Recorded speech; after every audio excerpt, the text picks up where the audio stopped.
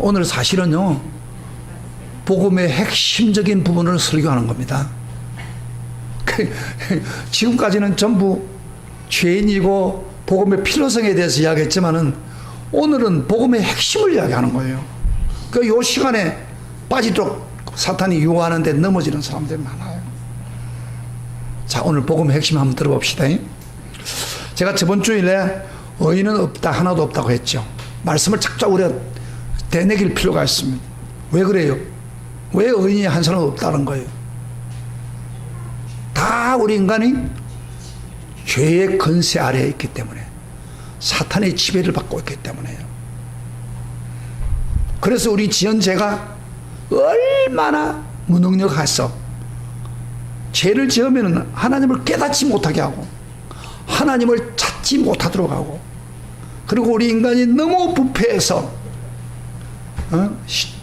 시체를 무덤 속에 놓은 그 악취가 막 흘러서 우리 마음속에 타락이 되어 막 우리 입에서 거짓과 저주가 쏟아져 나왔고, 그리고 우리 행동은 피를 흘리는데 빠르고, 그래서 그 죄 때문에 모두 절망을 받을 수밖에 없고 희망이 없다.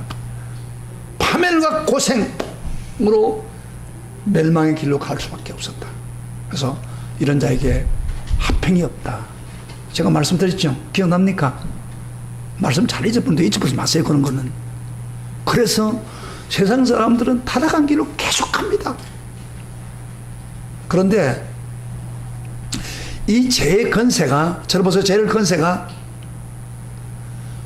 불신자에게만 영향을 줍니까? 이게 문제예요. 아니에요. 소위 하나님을 믿는 사람들에게도 이 영향을 준다는 거예요. 그래서 우리가 죄의 세력의 영향을 받게 된다는 거예요. 이게 우리가 깊이 생각해야 될 부분이에요.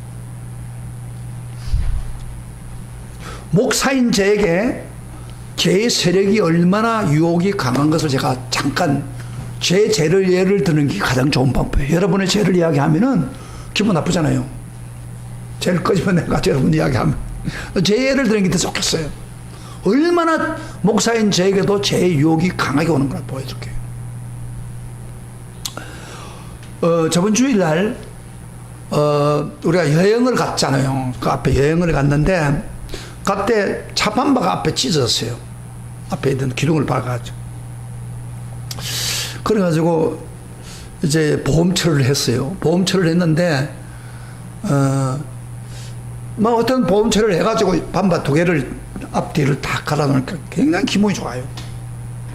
너무 기분이 좋았어요. 하루에 기분 좋은데 그 다음날 차를 가지고 오는데 우리 지역이 굉장히 차 대기가 힘들어요. 우리 차가 좀 길잖아요. 그래서 차를 대는데 좀 빠듯하게 대는 과정에서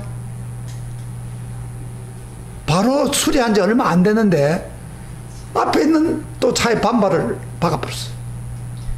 뭔가 좀 이상한 소리가 들리는. 우리 차가 좀 찌그러지고 그 차가 그렇게 했어요. 갑자기 당황한 거예요. 그래가지고 어떻게 빨리 차를 빼야 될 거예요. 나가면 안 되니까 빼가지고 뒤로 놨는데 제 마음속에 고민이 생기기 시작했습니다. 자, 이걸 어떻게 하나? 이런 생각이 들어요. 이런 합리적인 생각이 들어요. 아니, 나도 차를 갖다 놔놓으면은 어떤 차들이 가다가 그러고 놓고 막 그래요. 몇 번 그래요. 그래서 막 기분이 나빴는데 어차피 뭐 다들 뭐 걷기도 하고 그러기도 하고 그런데 이거 모르는 지나가자. 그런 죄의 세력의 유혹이 오는 거예요. 이거 고치라고 하면 골치 아픈데. 그런데 한편에 마음속에서는 야, 너가 목사가 돼가지고 그럴 수 있나? 하나님 보시잖아. 그런 마음에 갈등을 했습니다. 하다가 에휴, 안 되겠다. 차라리 정직하자. 그 결심을 잡았어요. 그래가지고 직접 전화를 걸어가지고 고발을 했어요. 고백을 했어요. 그래가지고 차를 이제 다 고쳐주고, 어제. 근데 보험 처리를 했기 때문에 또 보험하면 또 뭐 또 보리면 보험이 오라버린대요. 할증이 돼버리니까 골치 아프잖아요. 그래서 할 수 없이 생돈, 쟤한테 거금 20만 원, 그거 굉장히 큰 건데 그걸 할 수 없이 지불하고 고쳐줬어요. 고쳤는데 마음은 그렇게 편안할 수 없어요. 마음이 그렇게 편안할 수밖에 없어요. 근데 그 사람도 굉장히 감동을 받아가지고 그런 사람이 잘 없는데 감동을 받고 그래서 그 사람 만나보니까 예수 안 믿는 사람이야. 그래서 내가 최선을 다하고 앞으로 전도를 하려고 지금 계획을 하고 있습니다. 오늘날에도요, 목사인 제게도 이런 죄의 세력이 영향을 끼친다 이 말이야. 여러분 어때요? 죄의 세력이 전혀 여러분 상관없어요? 모르는 뿐이지.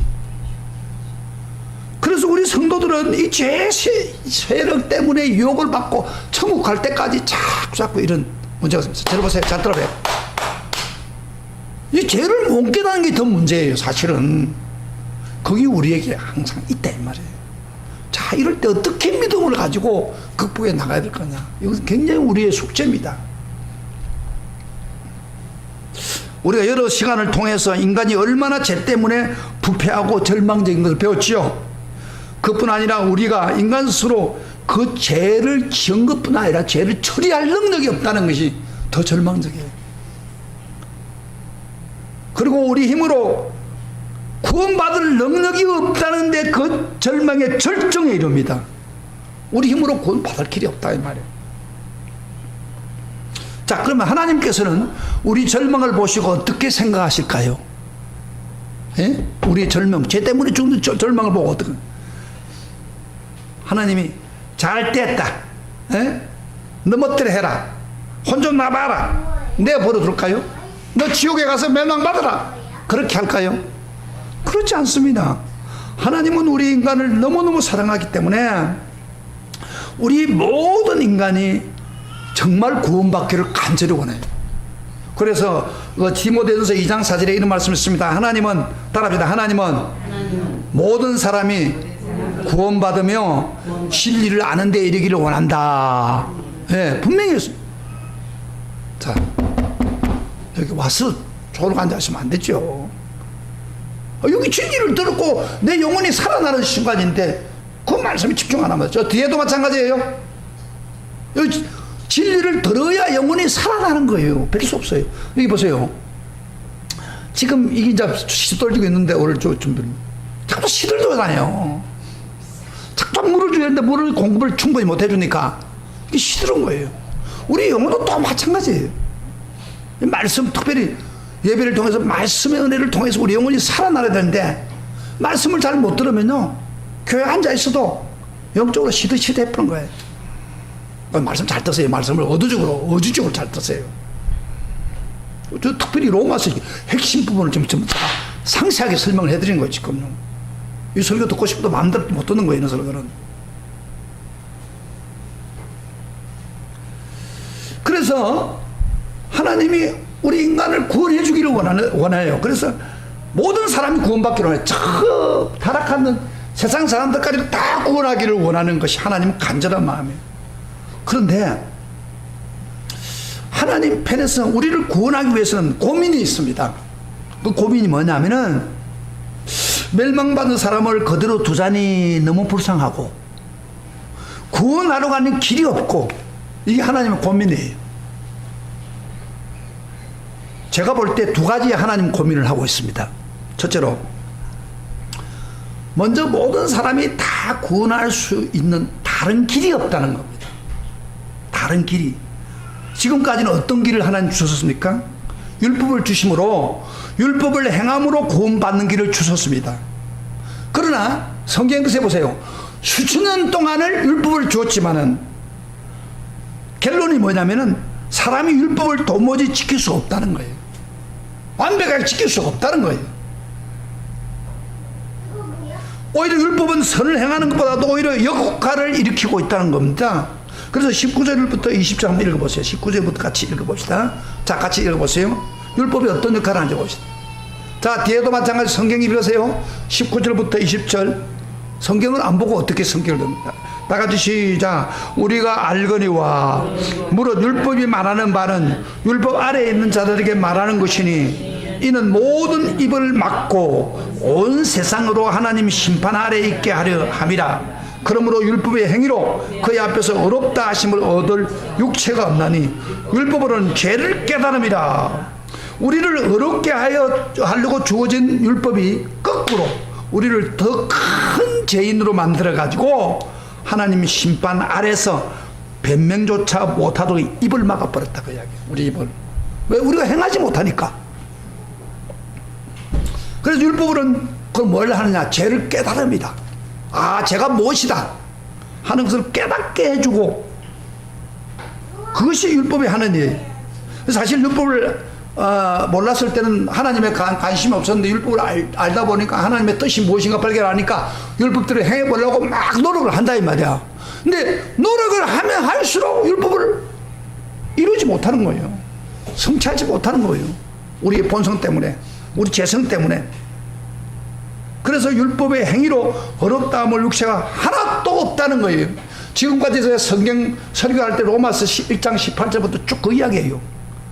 이방인도 어렵다함을 받을 수 없고 유대인까지도 진짜 어렵다, 율법의 어렵다함을 받은 거예요. 그래서 모든 인간이 저번 주일날 다 율법을 행할 수가 없다 이 말이에요. 육체가 없다. 그래서 의인이 하나도 없다 그런 이야기 했어요. 그러면 그렇다고 해서 율법을 폐기시키고 무시하느냐? 그건 절대 할 수 없어요. 왜 그러냐면은 율법이라는 게 뭐냐면요, 하나님의 성품이 무엇인가를 가르치고 있고 하나님의 뜻이 무엇인가를 보여주기 때문입니다. 다른 예를 하나 들어봅시다. 하나님이 거짓 증거하지 말라고 율법에 성경에 말했죠. 거짓말하지 말라. 거짓말은 왜 죄입니까? 하나님 명령했기 때문에 죄입니까? 물론 그것도 죄지요. 그러나 사실은 하나님 성품이 거짓말할 수 없는 성품입니다. 그러면 우리가 거짓말을 하게 되면 어떻게 되냐? 하나님의 성품을 대적하는 결과가 되는 거예요. 하나님을 섬기면서 거짓말을 한다는 것은 하나님의 성품을 우리가 대적하는데 그건 나쁜 죄인 거예요. 하나님의 거룩한 본성을 공격하는 결과가 된단 말이에요. 그러니까 율법은 거룩하기 때문에 폐기할 수는 없어요. 하나님 입장에서도 인간이 율법을 지키지 못한다고 해서 율법을 없애는 것은 불가능합니다. 왜냐하면 자신의 거룩을 포기하는 일이 되기 때문입니다. 그래서 하나님은 율법을 그대로 두고 죄의 절망의 늪에 빠져 있는 우리를 구원하는 길이 없을까 고민했던 거예요. 인간이 율법을 완전히 지키지 못함으로 구원할 수 있는 다른 길이 찾으신 겁니다. 그게 뭘까요? 이게 지금 복음처럼 설명하고 있는 거예요. 그게 뭐예요? 다른 길. 숙제를 남겨둘 테니까 설교를 들으면서 그게 뭔가를 한번 발견하시기 바랍니다. 그 다음에 또 하나의 고민은 인간이 죄를 구원하기를 원하는데 그게 안 된다 그야 율법 때문에. 율법. 그 다음에 두 번째로 고민하는 하나님 자신이 어떻게 정당화할 수 시킬 수 있을까 하는 문제입니다. 자, 모든 인간은 모두 죄로 타락해서 의인이 하나도 없는 우리 인간인데 하나님이 우리 인간을 구원하려고 하면 어떤 일이 벌어집니까? 죄인인 우리를 의인으로 받아줘야 됩니다. 그게 쉬워요? 죄인을 의인으로 만나게 인정하면 어떤 문제가 생깁니까? 하나님 본성으로서는 용납이 안 된 겁니다. 하나님은 거룩하고 하나님은 뭐요? 공의로운 분입니다. 죄를 미워하는 분입니다. 하나님 본성이 죄를 있으면 죄의 심판을 해야 되는 거예요. 그건 선언하고 있어요. 죄를 짓는데 하나님 적당히 지나가지 않습니다. 그게 하나님 본성이란 말이에요. 만약에 하나님이 죄인을 의인으로 받으면 자기의 어려움에 손상이 되고, 그래서 만약 하나님이 죄인을 의인으로 받으시면 자기 거룩하심에 훼손이 됩니다. 그래서 거룩하심이 훼손되지 않고 어려움에 훼손되지 않는 한 우리 인간을 구원할 길을 찾아본 거예요. 하나님이. 자살 오늘 어려워요 제가요? 설명이 어려워요? 하나님 본성 앞에서는, 하나님의 거룩성 앞에서는 인간을 죄졌는데 다 구원받아 그렇게 할 수가 없다 이 말이에요. 쉽게 말하면은 그러면 하나님 거룩성이 무너져 버려요. 그래서 하나님은 인간을 구원하고 싶어도 하나님 본성의 거룩성이나 의로움에 상처 안 주는 길로 우리를 구원해야 됩니다. 이게 굉장히 중요한 거예요. 이해가 돼요? 지금 오늘 그 본문을 그렇게 설명하고 있어요. 그래서 드디어 하나님은 이 두 가지 난제에 저촉되지 않는 새로운 길을 내놓으려고 합니다. 사실로 하나님이 죄인을 의인으로 받아들인다는 것은 굉장히 하나님께 어려운 거예요. 여러분, 우리도 그렇잖아요. 우리 자식들도 우리 자식이 딴 길을 가고 딴 길을 타락한 길을 갈 때 그래 좋아 그렇게 합니까? 용납이 잘 안 될 때가 있잖아요.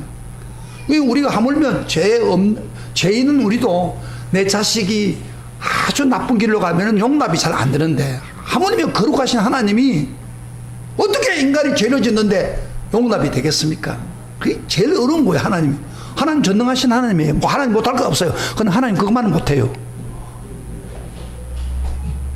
그래서 이 고민을 해결을 해야 인류를 구원할 수가 있다 이 말이에요. 그래서 드디어 하나님이 두 가지 난제를 저촉되지 않는 선에서 새로운 구원의 길을 내어놓았습니다. 이건 쉽게 구원받고 동시에 하나님의 거룩성에 전혀 손상 없는 새로운 길을 내어놓은 겁니다. 그게 뭔지 알아요? 바로 예수 그리스도를 우리에게 보내주신 것입니다. 예수로 말미암아 구원받는 길입니다. 자, 21절부터 22절 봅시다. 자, 오늘 로마서에 그 상세히 설명하고 있습니다. 21절부터 22절까지 같이 봅시다. 다 같이 시작. 이제는 율법 외에 하나님의 한 의가 나타났으니 율법과 선지자들에게 증거를 받은 것이라. 곧 예수 그리스도를 믿음으로 말미암아 모든 믿는 자에게 미치는 하나님의 의인이 차별이 없느니라. 여러분요, 21절부터 22절까지 시작이 됩니다. 지금 복음이 뭔가, 그동안 다 죄인이다. 그런데 이제는 그렇게 하면서 복음이 시작되는 거예요. 복음의 문이 열립니다. 여러분 21절 특별히 그러나 이제는 율법의 하나님과 나타났다 그랬는데, 잘 보세요. 그 앞에 원어에 보면 21절에 그러나란 말이 빠졌어요. 원어에는 거기 있어요. 그러나 이제는 율법 외에 하나님의 한 의가 나타났다. 그러나 따라합시다. 그러나 이제는 율법 외에 하나님의 의가 나타났다. 이게 복음이에요. 한마디로 말하면. 오늘 제 설교 제목이 뭐예요? 복음. 율법 외에 나타난 복음. 이게 지금 복음이에요. 그런데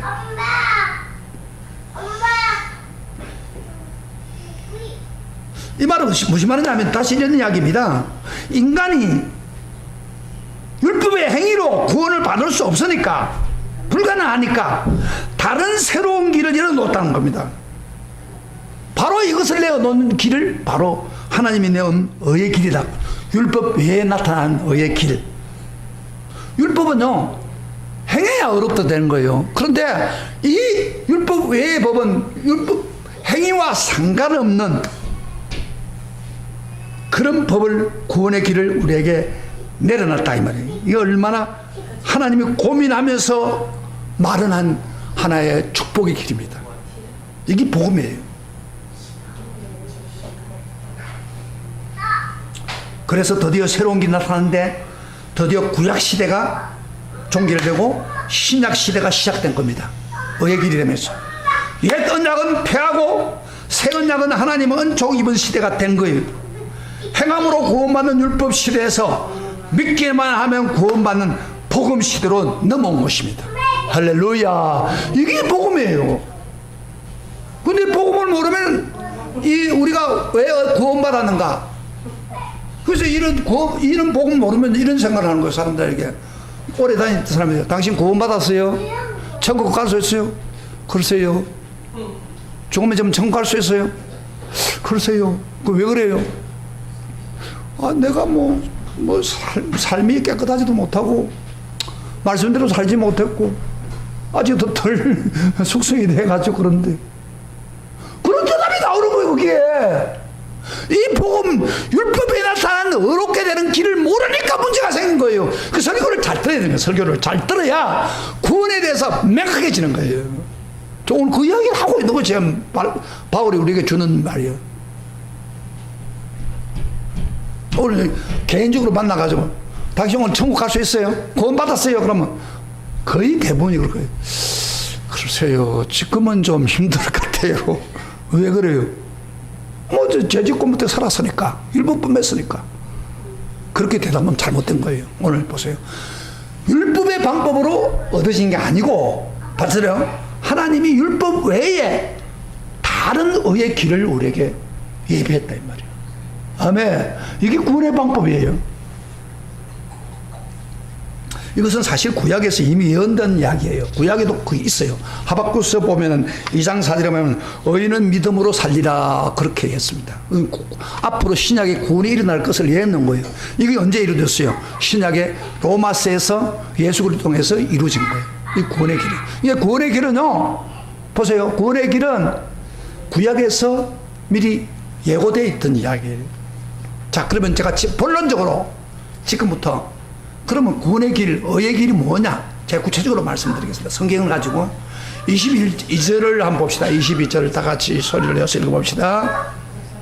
22절 찾으세요. 22절 시작. 곧 예수 그리스도를 믿음으로 말미암아 모든 믿는 자에게 미치는 하나님의 의인이 차별이 없느니라. 자, 예수 그리스도를 믿음으로 얻는데 차별이 없다고 그래요.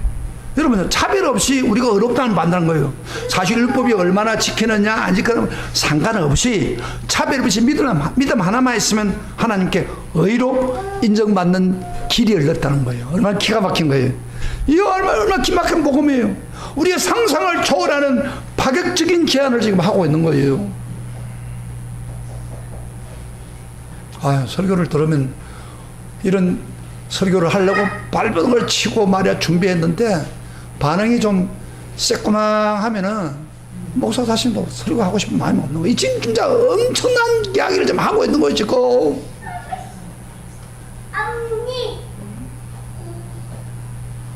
자, 반응하세요. 좋은.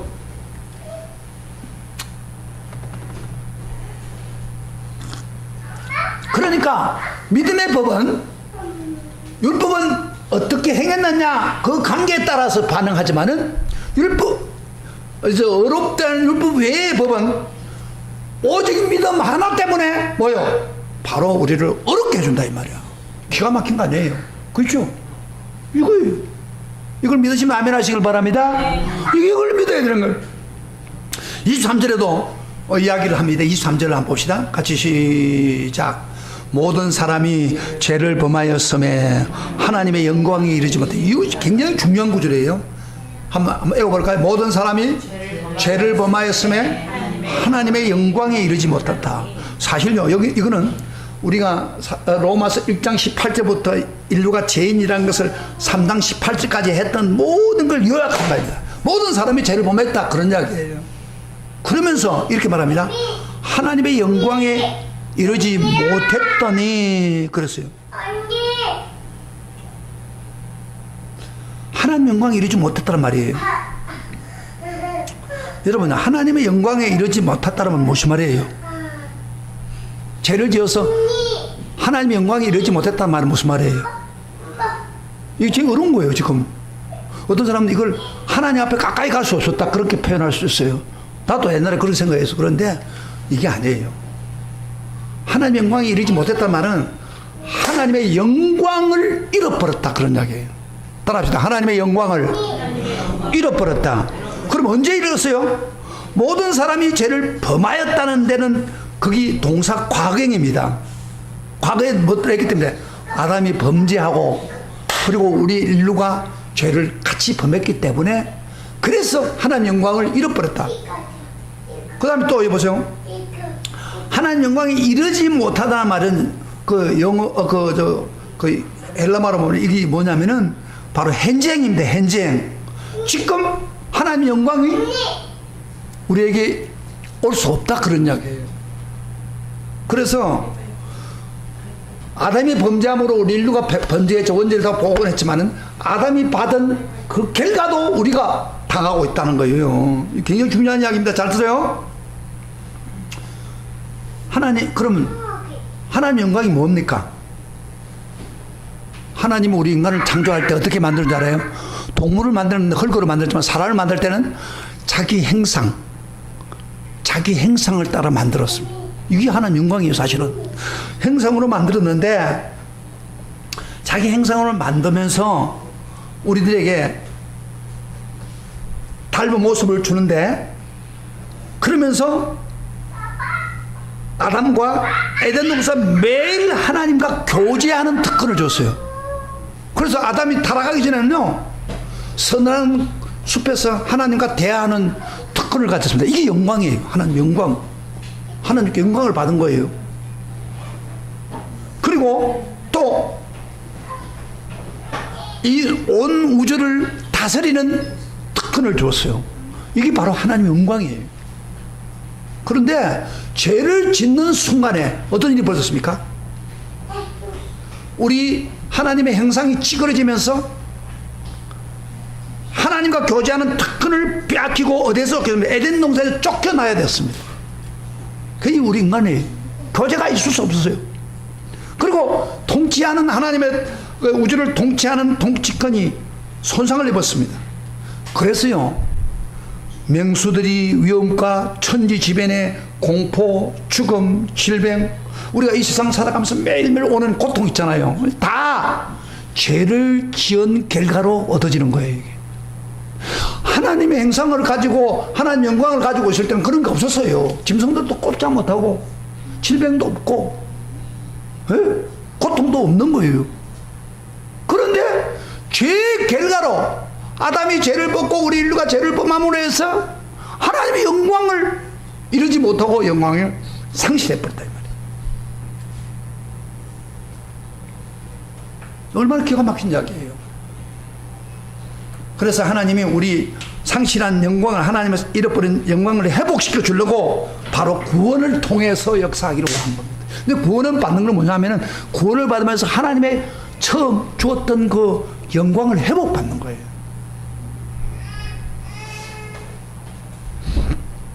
그래서 25절에 봅시다. 자, 어떤 방법으로 했는지 봅시다. 하나님 기막힌 방법을 썼습니다. 25절 같이 읽어보십시다. 시작. 25절 성경 같이 썼어요. 25절 같이 읽겠습니다. 시작. 이 예수를 하나님의 그의 피로서 믿음으로 말미암아 화목 제물로 세웠으니 이는 하나님이 길이 참으시는 중에 전에 지은 죄를 간과하심으로 자기의 어려움을 나타내려 하심이라. 이 굉장히 어려운 말이에요. 야, 로마서 읽어보면 무슨 말인가 모르는데 제가 설명해 드릴게요.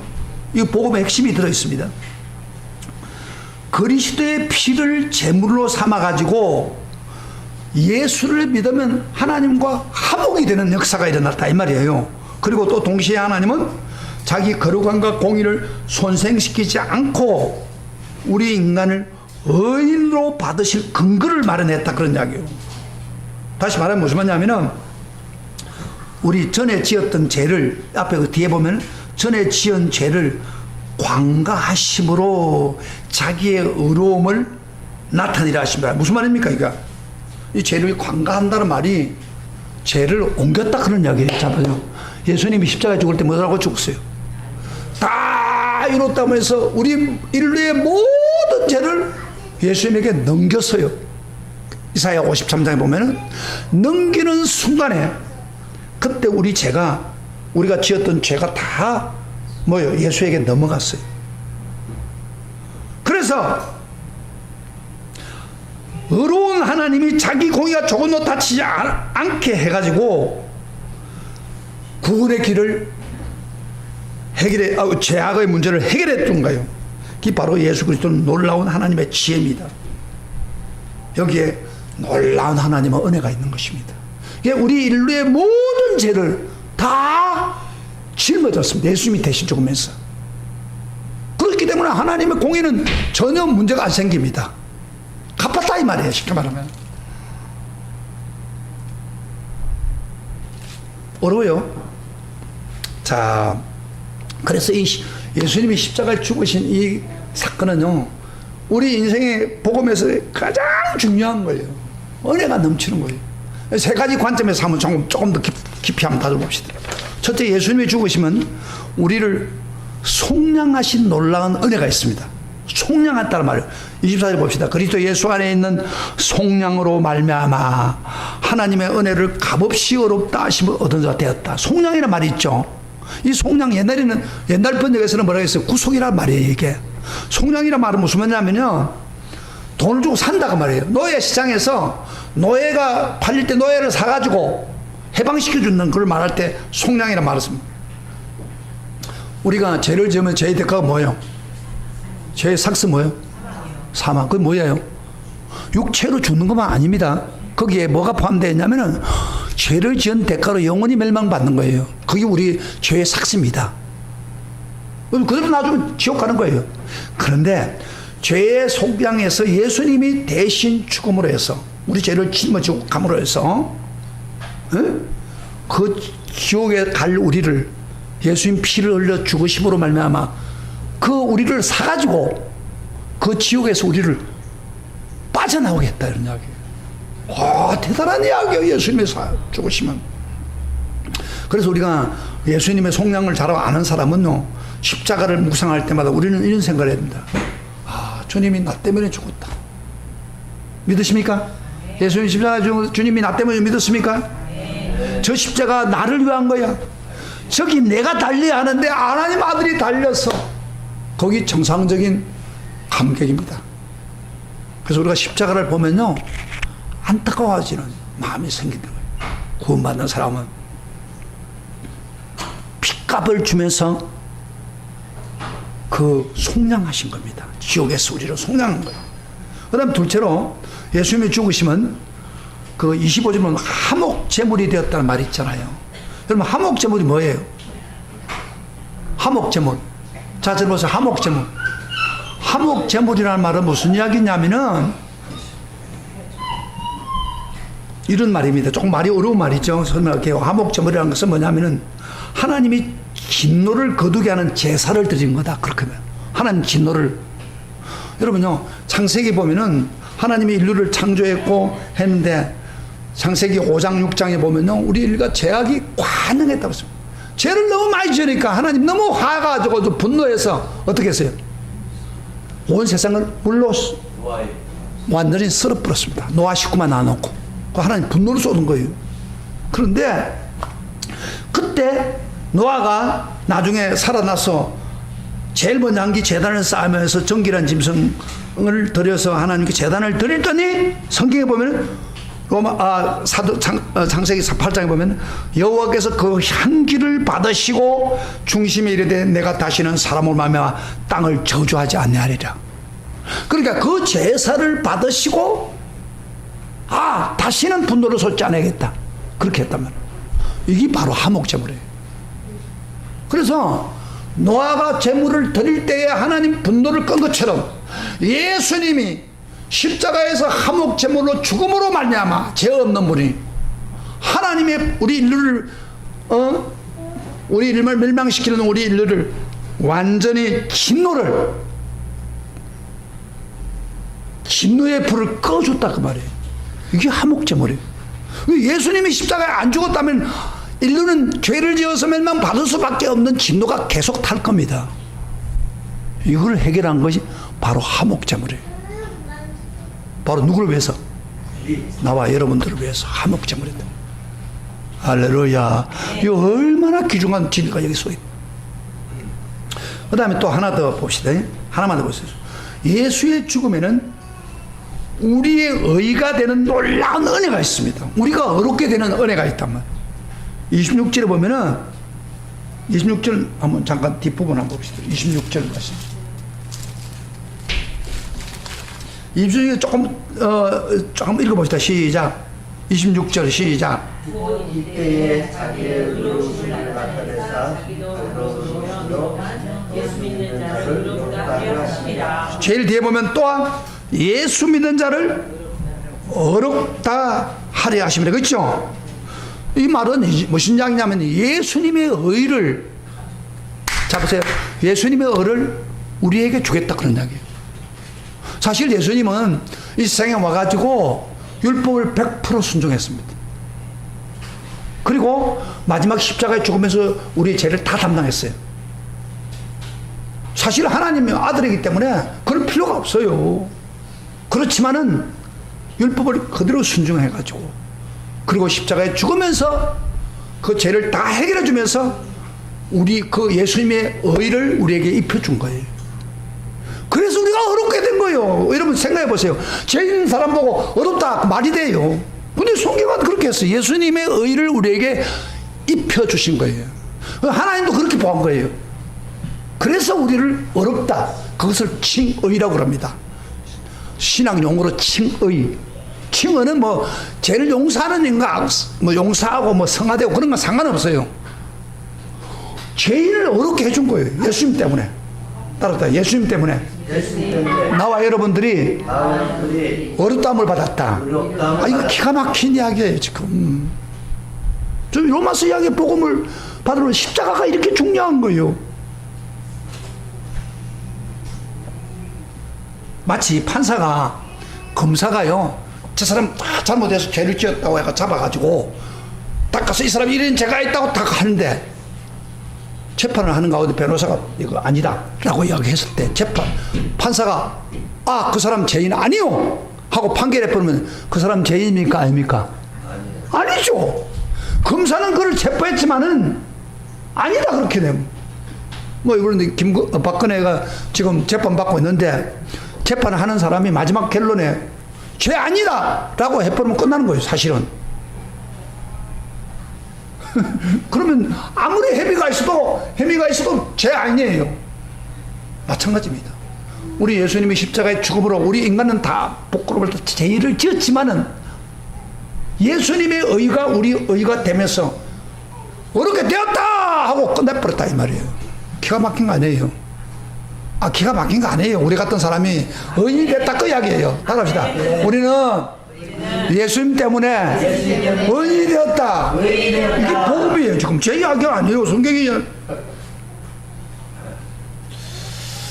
그래서 예수님의 죽음 때문에 우리가 바로 어떻게 됐다고요? 속량을 받아서 지옥에서 건져나고 화목 제물이 되면서 하나님 분노를 끄고 그 다음에 바로 우리를 어렵게 해줬다. 이게 복음이에요.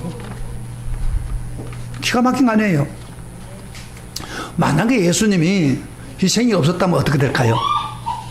십자가에 안 죽었다면 우리는 마땅히 죄에 대한 대가를 받아서 사망으로 영원히 지옥에서 고통당하고 지옥으로 가는 겁니다. 상상해 보세요. 얼마나 끔찍한 이야기예요. 예수님이 십자가에 안 죽었다면 모든 인류는 다 그 길로 가야 돼요. 얼마나 끔찍한 이야기 아닙니까? 그러나 예수님의 죽음이 우리로 하여금 지옥에서 벗어나 천국으로 가게 했고 얼마나 놀랍니까? 예수의 죽음이 구원받을 자격 없는 우리에게 하나님 자녀가 되게 했고 예수의 죽음이 우리에게 잃어버린 영광을 회복시켜주고 우리를 어렵다 인정해주는 이 큰 은혜. 그래서 앞을 보아도 은혜고 뒤를 보아도 은혜고 좌를 보아도 은혜고 우를 보아도 은혜고. 그래서 24절에 보세요. 24절에 우리가 어떻게 어렵게 됐다고요? 하나님의 은혜로 값없이 어렵다 얻은 자가 되었다 그랬어요. 같이 읽어봅시다. 하나님의 은혜로 값없이 어렵다함을 얻은 자 되었으니 그렇게 나온 거예요.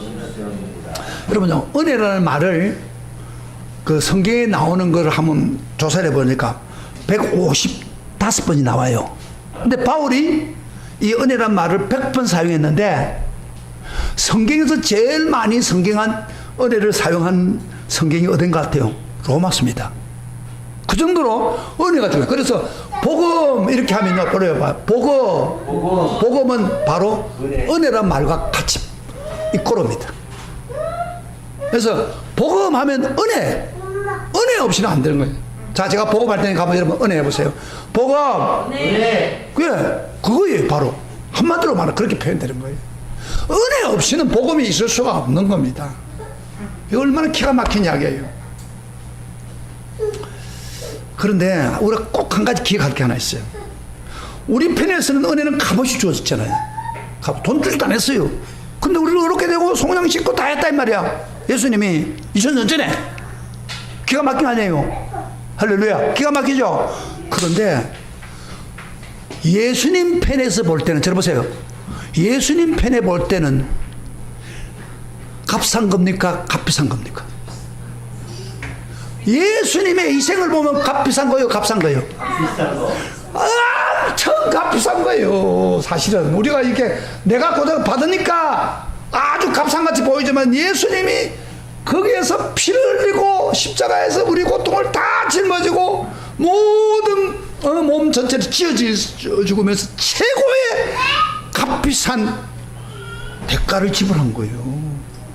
그래서 은혜를 함부로 잘못 생각하면 안 돼요. 은혜 공짜로 받으니 고맙다, 그건 잘못 알고 있는 거예요. 예수님이 그 피를 흘린 값비싼 것을 희생하면서 우리에게 했다, 제물이었다 생각하면 고마워야 안 해요? 감격이 늘어요. 한량없는 은혜, 갚을 길 없는 은혜. 그렇습니다. 이 십자가의 은혜는요, 갚을 길이 없어요. 청량할 수가 없어요. 한량없는 은혜예요. 이 은혜 때문에 우리는 영원히 멸망받지 않고 구원받고 어렵다함 받고 하나님의 영광을 회복받은 거예요. 할렐루야, 할렐루야. 이 진리를 사람들이 잘 모른다니까요. 말을 하면서도 이게 깊이 마음에 다가오지 못한다 이 말이에요. 그러니까 감격이 없는 거예요. 어떤 선한 왕이 있었습니다. 좀 딱딱하니까 해서. 선한 왕이 있는데 이 선한 왕이 그 나라에 보니까 음란죄가 막 터져나오는, 우리 지금 한국에도 음란죄가 엄청 많아요. 그 성폭행 갖고 막 그러잖아요. 그 음란죄가 너무 많으면 나라가 흔들리는 것 같아요. 그래서 이 사람이 강하게, 왕이 음란죄를 짓지 못하도록 하기 위해서 엄한 국보를 내리기를, 누구든지 현장에서 음란한 죄를 짓다가 간음을 행하다가 잡히면은 두 눈을 뽑겠다 그랬은 거예요. 강하게. 그래가지고 막 진짜 잡힌 사람들 두 눈을 빼고 막 그랬어요. 그런데 왕자가, 자기 하나밖에 없는 왕자가 간음죄를 지었어요. 고발이 되었어요. 자, 왕이 어떻게 하겠습니까?